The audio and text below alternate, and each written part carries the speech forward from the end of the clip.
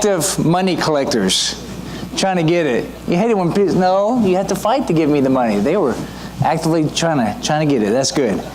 And so it's good to have everybody here today, and what a blessed time to come together. It's always encouraging to come together as a family, and maybe sometimes you struggle to come to church. You ever struggle to come to church?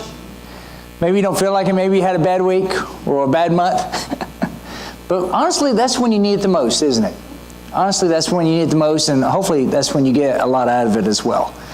So one thing that we're starting to do, of course, we've got the blackboard up here that we've put up there. We're going to try to focus on a new family a month. Okay, since we've had quite a few new families this past year and a half or so, we're going to try to focus on one a month. And so the first ones we're going to get is Dylan and Claire Fabrizio. They're right here. So during the end of the announcements, they're going to go ahead and go back there. And if you haven't met them yet, this is a good chance for you to meet them. Now, they've actually filled some of this in, some information about them, so you can know more about them. And so you can meet them. And so hopefully, if you're a new family, yes, I'll probably be asking you at some point. But so I thought it'd be good to start with Dylan and Claire, so hopefully they don't mess it up for everybody. No. No, they're great. And Dylan's been helping a lot with our youth. He's been teaching the Wednesday night class for the youth, and Claire is a big help as well. So just welcome them and get to know them, and so that'd be really good. So I'm talking about Joseph today.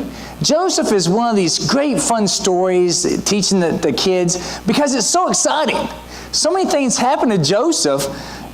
You don't have to sweeten the pot when you sell Joseph as an interesting story. It's so interesting. So many things happen to him. And so I could speak about Joseph for a quarter of Sundays. That's 13. And so, but I'm just going to try to focus on one aspect here. I want to focus on Joseph and the relationship with his brothers some, okay? And what we can learn from that. And hopefully you've enjoyed reading through the first month of the Bible reading program. We finished Genesis, almost through Job, and we're going to start in Exodus, where we've actually already started Exodus. If you struggled the first month, just start in the second month, okay? Start on day 32 if you want, or just start wherever you are, and just join now. Because it's a good time to join as we're getting into Exodus. And also we're going to be in Psalms for about over 2 months. And so that'd be good, because we have 2 readings, okay? There's a reading, if you want to, reading in the morning, reading at night. And so it's a good time to get back into it. So here about Joseph. It's so interesting, right? How his brothers just didn't like him, and his dad showed so much favor on him. And that's what I'm going to talk about. It's impossible for me to talk about everything that Joseph went through with his dreams, the interpretation of the dreams, what happened to him in prison there in Egypt. So I'm just going to be hitting some of the highlights so we can get a good meaning here, good understanding. First of all, Jacob loved Joseph more. Okay? You know, he had 12 sons. And he's bound to probably have some favorites, whatnot. And, you know, we're going to be doing a parenting class for the 4 Sundays in February in the house over here. So if you interested in parenting, if you got kids or you got some issues with the parents that you had, you can come to that class. We're going to have 4 classes on that, and actually it's not going to be focused as much on the kids as the parents. So if you want to come to that class. It's going to be really good. And so Jacob loved Joseph more. And I think one of the things, if you had a lot of kids, and maybe if you had a favorite, it's probably not good to make it so obvious. You know? So, you know what? I don't want to hurt the other kids' self-esteem. And so Jacob, he wanted to show it to everybody. He said, you know what? Joseph is my favorite. He's my favorite. And I'm not ashamed to show how much I love Joseph. So I'm going to make this coat of many colors, make one, and just put it on Joseph. And his brothers thought that was a great idea. They complimented him on his coat. I like your coat. Yeah, I'll wash it for you when it gets dirty. No, they didn't take it that way, did they? And Jacob, not only did he have a favorite, he just showed it to everybody. And so Joseph proudly wore the robe of his father's affection. You know, that's one thing. he got the robe from Jacob. He might have thought, you know what? This may not go over well. I'm not going to wear it all the time. I'll wear it, just on family reunions, times like that. But he wore it all the time. He wore it. And every time, can you imagine his brothers, every time they saw Joseph, it just made them so angry. It's like, why? Why can't I get a coat of many colors? I'll take a coat of one color, And so it just got into the craw. It really bothered them. And I love this passage here in Galatians chapter 3, verse 27. For all of you who were baptized into Christ have clothed yourself with Christ. We've all of us have been baptized into Christ. We've also received a wonderful cloak, haven't we? We've clothed ourselves with Christ. Now, Jacob's son, they couldn't choose which one of them was going to be favored. They couldn't. And there's passages there in Romans and other places that we can see how God shows favoritism sometimes, and definitely how Jacob showed favoritism here. All right? But we get to choose if we get the clothing of Christ. We get to choose that. Isn't that a great blessing? We don't just have to think, I wonder who God is going to show favoritism to save them or not. I hope I'm in there. Now, there's some people that believe that. Some people believe that. Some people are chosen to be saved. They're predestined to be saved or not. We don't believe that. We believe that we choose whether we want to believe in God and to accept God's grace. That's what we believe. And isn't that good? That's why we're so, impassioned to evangelize, to help other people not to be naked before God, but to be clothed with Christ. And God isn't ashamed as well, as He gives us the clothing of Christ, that spiritual clothing to cover us, to cover our spiritual nakedness, so we're not that way before Him. So He puts His cloak on us. It's great. It's a great metaphor here, and it's true. And so in a way, we can all be Joseph. And hopefully you wear that cloak proudly as well, as Joseph did. All right, so look at these brothers here. I love this look. But go ahead. That look right there. The brothers didn't think it was fair. Now, was it fair? Does it matter? It doesn't, does it? How do you deal with it when some people maybe have advantage in life more than you? Do you look like this? But look at that guy. Well, look what she's got over there. Do you do that? I think we all do that at some point. We all struggle with that sometimes. And the brothers came to him when Joseph, after he's sharing the dream, says, do you think you're better than us? My answer is like, Father loves me more. That probably wouldn't go over too well, would it? But was it true? The Bible says it was. Was it Joseph's choice for the Father to love him more? No. But the brothers had a huge problem with this. We will be against you and hate you because of this favoritism. That was obvious, wasn't it? Joseph, I will continue to do what our Father expects of all of us. Now, there's a reason why I'm bringing this up, and this plays a role for us today. Okay? Because in our lives, I think the world looks at us as Christians and say, do you think you're better than us? Do you? Because the world, there is some anger from the world towards us Christians, isn't there? There is, whether you see it or not. And I think we can truly say, Father loves us more. I know it's popular to say, God loves us all the same. I don't think so. Father is going to love and bless more those who uphold His commandments. You'll be blessed more if you do what's right, won't you? Spiritually and other ways. And doesn't the Father love us more if we glorify the Son? Yes. And we can talk about this more.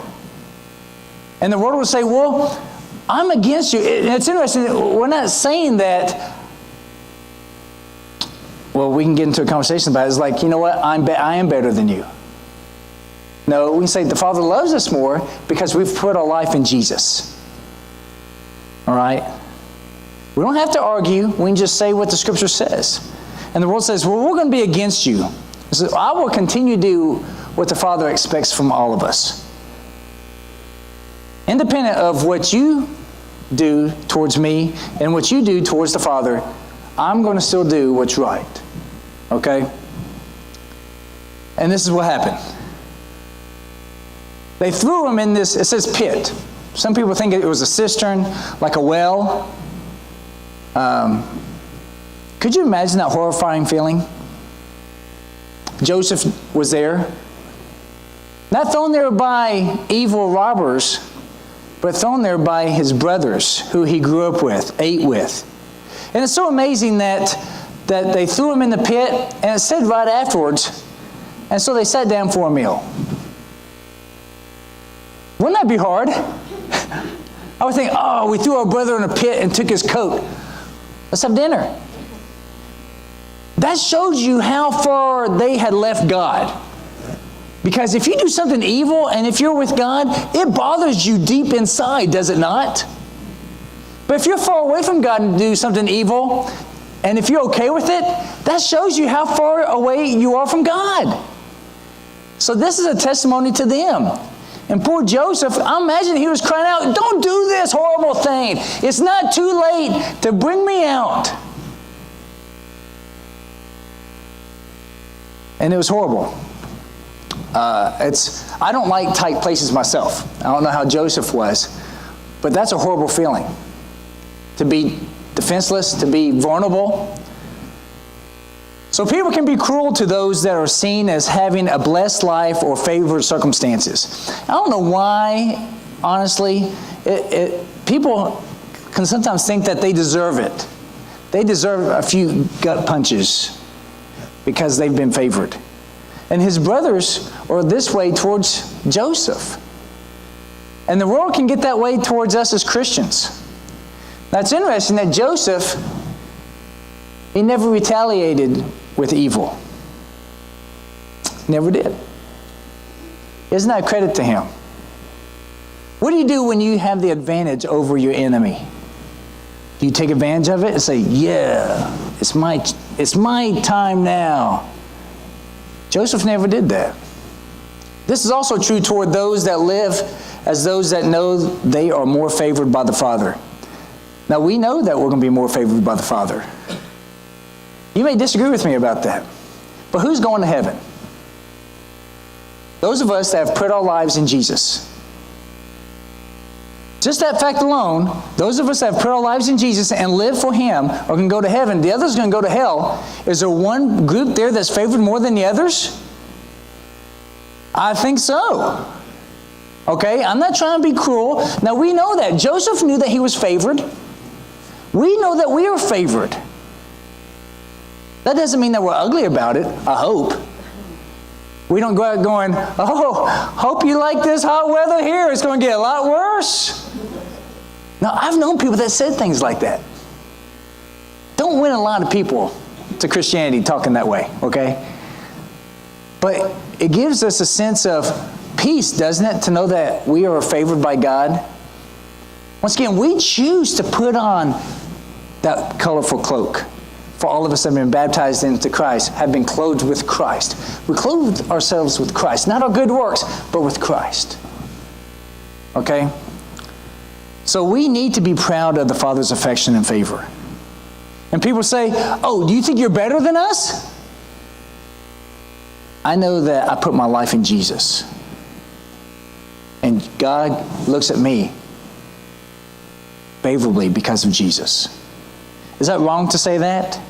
I don't think that's wrong to say that. And that lets people know that you can be found in favor of God too. If you put your life in Jesus. See, it's not on what we did. Was it anything that Joseph did to earn the favor of his father? No. It was really that he was the firstborn of his the wife that he loved. All right? I'm not going to get into that. Is there anything that you really do to earn God's favor? No! It's all because of Jesus. Because we're born in Jesus in baptism, because we've taken on Christ. Because of that, God shows favor on us. I know all of you are special, but you're only found in favor in God's eyes because of Jesus Christ. Okay? Romans 1:16, for I am not ashamed of the gospel, for it is the power of God for salvation to everyone who believes, to the Jew first and also to the Greek. That's great news. That's great news. And we need to be proud of that we can help people to be favored by God as well.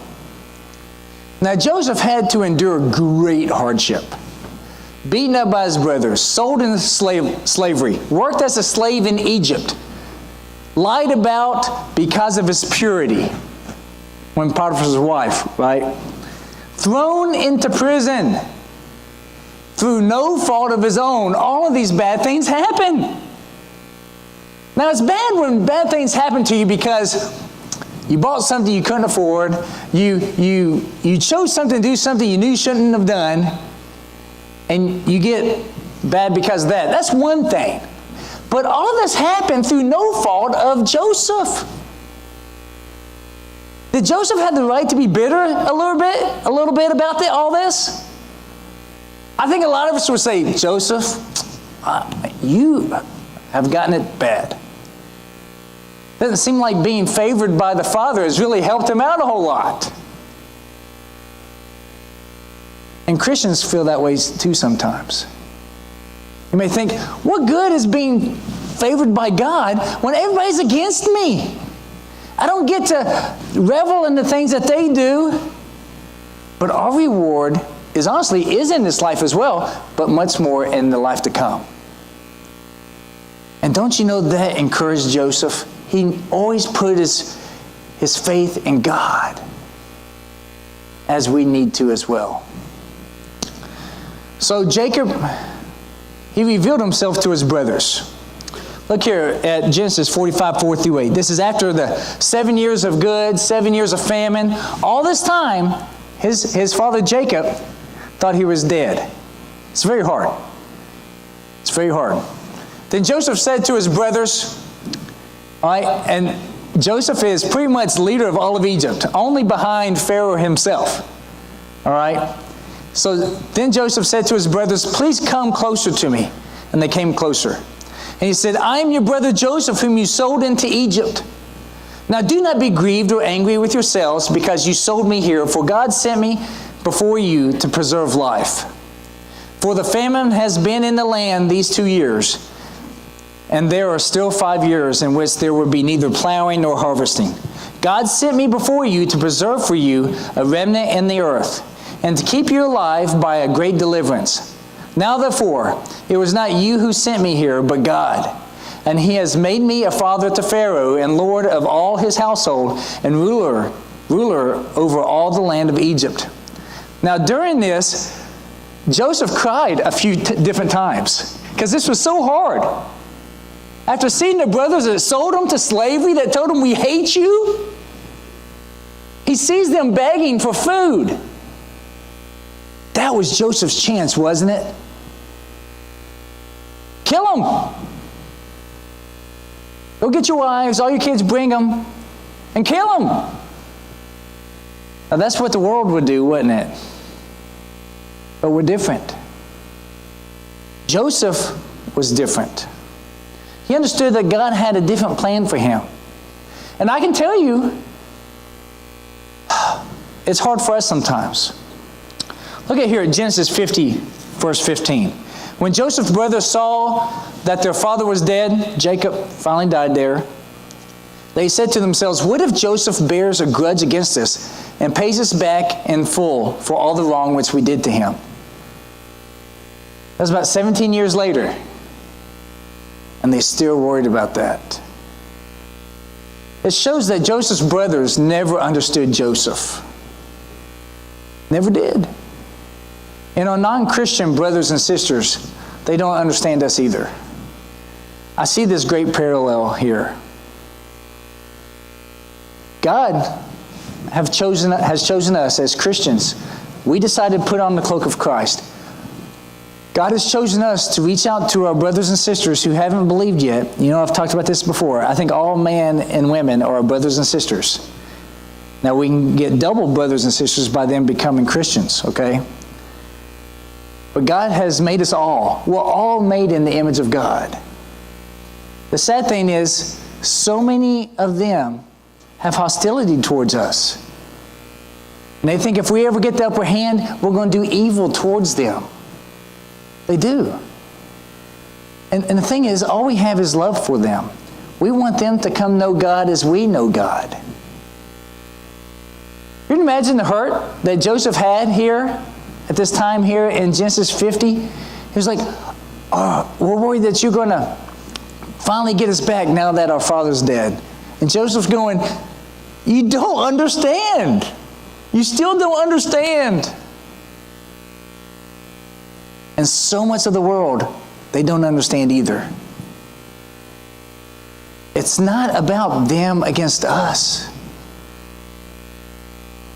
More than not, it's about them against themselves. Joseph's brothers, they warred within themselves. You see that? They fought within themselves because of the evil that they did. They couldn't get over it. So in this situation, I can kind of see Joseph as the church. And people need to come to church, come to God. And they know that, don't they? I don't know how many times I've talked to people where they say, oh, the church will fall in on itself if I walk in. I don't know how many times I've heard that. I said, it won't. I've thought about a couple it might, but it hasn't. It won't on you, for sure. And that's how these brothers look at the church. People outside the church say, oh, if I ever come forward, you're just ready to judge me, to pounce on me, to give me what for? And hopefully we're not, right? Hopefully we'll be like Joseph's. No! God sent me here to help you. God sent me here to save you, actually. Not to judge you and condemn you, but to help you to get better. Do you see how we're Joseph? We're done wrong a lot. But we're not going to hold that against the world because that's who they are. We want them to come in. We want to love them, forgive them, help them out. Now, we make mistakes, don't we? I was blessed. I had a good conversation with Kristen this last week. It was really good, and we talked about this, and Kristen shared with me how troubled she was and how sorrowful she was from a mistake that she made. And I talked to someone else that's gone through a mistake this week as well. And they both told me about the same thing. They were worried that the church wouldn't accept them. It's like, no. We love you. Kristen, we love you. We love you. And I want everybody to know that. Just because you sin doesn't mean that we're going to cast you away. We may be disappointed, but we want to love you and help you from this day forward. Always. Isn't that true? And people need to see that. We definitely need to see that with each other. Because we all make mistakes. And when you be like Joseph says, no, God put me here for you to help you.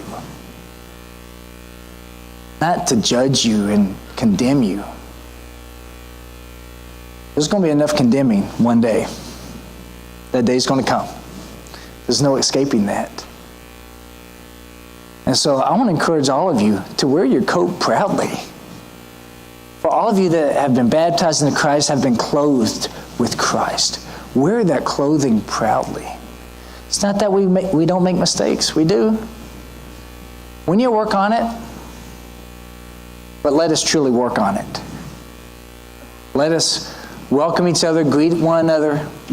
And if we know those that haven't been clothed in Christ, they need to. Or maybe we know someone, maybe you are, someone who's taking your cloak off, you're ashamed. Or maybe you're just not living the right way. You're just trying to see what you can get out of life because you've become selfish. For any of those reasons, if you need to come forward as we sing the song, please come forward.